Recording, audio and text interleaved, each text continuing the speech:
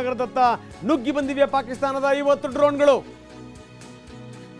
ಸೇನಾ ನೆಲೆಗಳನ್ನೇ ಗುರಿಯಾಗಿಸಿ ಡ್ರೋನ್ ದಾಳಿ ನಡೆಸಲಾಗ್ತಾ ಇದೆ. ಶ್ರೀನಗರದತ್ತ ನುಗ್ಗಿ ಬಂದಿವೆ ಪಾಕಿಸ್ತಾನದ 50 ಡ್ರೋನ್ಗಳು. ಡ್ರೋನ್ಗಳನ್ನು ಹೊಡೆದು ಉರುಳಿಸಲಾಗಿದೆ. ಅಂದ್ರೆ ಪಾಕಿಸ್ತಾನ ಸರ್ಕಾರ ಹೇಳಿದರೂ ಕೂಡ, ನಾಯಿ ಹೇಳಿದರೂ ಕೂಡ ನಾಯಿ ಬಾಲ ನಾಯಿಯ ಮಾತನ್ನ ಕೇಳ್ತಾ ಇಲ್ಲ. ಇದು ಸ್ಥಿತಿ. ಮತ್ತೆ ತನ್ನ ಹುಚ್ಚಾಟವನ್ನು ಶುರು ಮಾಡಿದೆ. ನಿಜವಾಗ್ಲೂ ಹೇಳ್ತಾ ಇದ್ದೀನಿ, ಆಪರೇಷನ್ ಸಿಂಧೂರ್ ಇದೆಯಲ್ಲ, ಅದೊಂದು ಬೋಲ್ಡ್ ಮತ್ತೆ ಈ ಪ್ರಿಸೈಸ್ ಮೂವ್ ಇದು ಭಾರತ ಸರ್ಕಾರದ್ದು. ಎಷ್ಟರ ಮಟ್ಟಿಗೆ ಅಂತಂದ್ರೆ ಪಾಕಿಸ್ತಾನದ ಟೆರರ್ ಕ್ಯಾಂಪ್ಗಳನ್ನು ಹೊಡೆದಾಕಿರುವಂಥ ರೀತಿ, ಜೊತೆಗೆ ನಮ್ಮ ಮಿಲಿಟರಿ ಶಕ್ತಿ, ಮಿಲಿಟರಿ ಸಾಮರ್ಥ್ಯ ಎಷ್ಟರ ಮಟ್ಟಿಗಿದೆ ಅಂತ ಜಗತ್ತಿಗೆ ತೋರಿಸ್ತಂತ ಬಗೆ, ಇದೆಲ್ಲದೂ ಕೂಡ ಅದ್ಭುತ. ಇದು ನೋಡಿ, ಮತ್ತೆ ಶುರುವಾಗಿದೆ ಪಾಕಿಸ್ತಾನದ ಆರ್ಭಟ.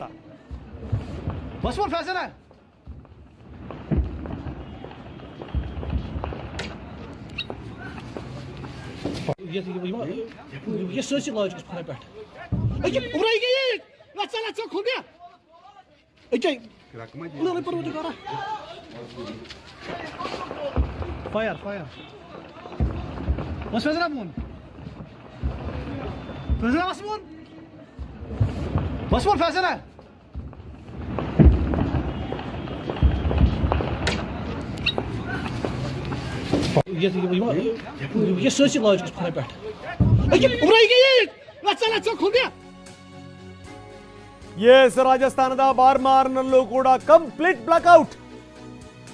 ರಾಜಸ್ಥಾನದ ಜೈಸಲ್ಮೇರ್, ಪಂಜಾಬ್ನ ಫಿರೋಜ್ಪುರ್, ಜಮ್ಮು ಕಾಶ್ಮೀರದ ಶ್ರೀನಗರ ಕಂಪ್ಲೀಟ್ ಬ್ಲಾಕ್ಔಟ್, ಸಂಪೂರ್ಣ ಕತ್ತಲು.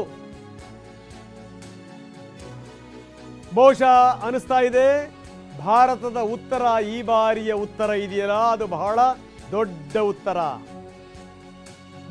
ಉತ್ತರ ಇವತ್ತು. ರಾಜಸ್ಥಾನದ ಬಾರ್ಮಾರ್ನಲ್ಲಿ ಕಂಪ್ಲೀಟ್ ಬ್ಲಾಕ್ಔಟ್ ಆಗಿದೆ. ರಾಜಸ್ಥಾನದ ಬಾರ್ಮರ್, ಜೈಸಲ್ಮೇರ್ ಸೇರಿದಂತೆ ಬೇರೆ ಬೇರೆ ನಗರಗಳಲ್ಲೂ ಕೂಡ ಇದೇ ರೀತಿಯ ಸ್ಥಿತಿ. ಶ್ರೀನಗರದ ದೃಶ್ಯಾವಳಿಗಳನ್ನು ನಾವು ನಿಮಗೆ ತೋರಿಸ್ತಾ ಇದ್ದೀವಿ. ಯಾವ ರೀತಿಯಲ್ಲಿ ಕದನ ವಿರಾಮದ ಉಲ್ಲಂಘನೆ ಆಗ್ತಾ ಇದೆ. ಸೇನಾ ನೆಲೆಗಳನ್ನೇ ಗುರಿಯಾಗಿಸಿಕೊಂಡು ಡ್ರೋನ್ ದಾಳಿ.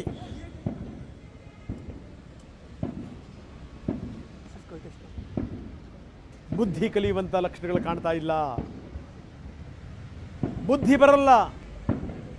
ಬಡತ ತಿಂದು ನೆಗೆದು ಬಿದ್ದು ಹೋಗೋ ತನಕ ಬುದ್ಧಿ ಬರಲ್ಲ. ಭಾರತವೂ ಕೂಡ ಅಷ್ಟು ಸುಲಭವಾಗಿ ಈ ಮಾತುಗಳನ್ನೆಲ್ಲ ಕೇಳಬಾರ್ದಾಗಿತ್ತು ಅಂತ ಅನಿಸ್ತಾ ಇದೆ. ಟ್ರಂಪ್ ಆದರೂ ಹೇಳ್ಕೊಳ್ಳಿ, ಬೇರೆ ಯಾರಾದರೂ ಹೇಳ್ಕೊಳ್ಳಿ, ಕೇಳಬಾರ್ದಾಗಿತ್ತು. ಇವ್ರ ಯೋಗ್ಯತೆ ನಿಮಗೆ ಗೊತ್ತಿಲ್ಲ, ಇವ್ರ ಹಣೆ ಬರ ನಿಮಗೆ ಗೊತ್ತಿಲ್ಲ, ಮತ್ತೇನಾದರೂ ಬಾಲ ಬಿಚ್ಚಿದ್ರೆ ಬಡದು ಬಿಸಾಕ್ತೀವಿ ಅಂತ ಹೇಳಬೇಕಾಗಿತ್ತು. ಈಗ ಇದು ಆಗ್ತಿರೋದು ಒಳ್ಳೆ ಬೆಳವಣಿಗೆ. ನಿಜಕ್ಕೂ ಇದು ಒಳ್ಳೆ ಬೆಳವಣಿಗೆ ಆಗ್ತಿರೋದು. ಇನ್ನು ಅಮೆರಿಕ ಹೇಳಿದರೂ ಕೂಡ ಭಾರತ ಬಿಡಲ್ಲ. ಇನ್ನು ಇವತ್ತು ನಾವು ಕಲಿಸುವಂಥ ಪಾಠ ಇದೆಯಲ್ಲ, ಏನೋ ಸ್ವಲ್ಪ ಇಸ್ಲಾಮಾಬಾದ್ ಅಷ್ಟು ಇಷ್ಟು ಉಳಿದಿರ್ಬೋದು, ಕರಾಚಿ ಒಂದಷ್ಟು ಅಷ್ಟು ಇಷ್ಟು ಉಳಿದಿರ್ಬೋದು, ಅಲ್ಲಿ ಇಲ್ಲಿ ಒಂದಷ್ಟು 4 ವಿಮಾನಗಳು ಹಾರಾಡುವಷ್ಟರ ಮಟ್ಟಿಗೆ ಏರ್ ಸ್ಟ್ರಿಪ್ಗಳು ಬಾಕಿ ಉಳಿದಿರ್ಬೋದು.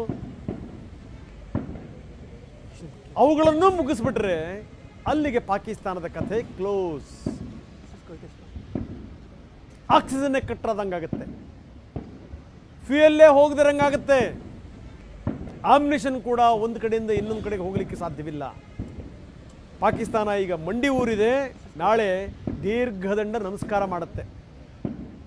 ಇದು ಪಾಕಿಸ್ತಾನದ ಹಣೆ ಬರಹ. ಯಾಕೆ ಇವ್ರ ಹತ್ರ ಮಾತಾಡಬೇಕು ನಾವು? ಪಾಕಿಸ್ತಾನದ ನಾಯಕರ ಹತ್ರ ಯಾಕೆ ಮಾತಾಡಬೇಕು?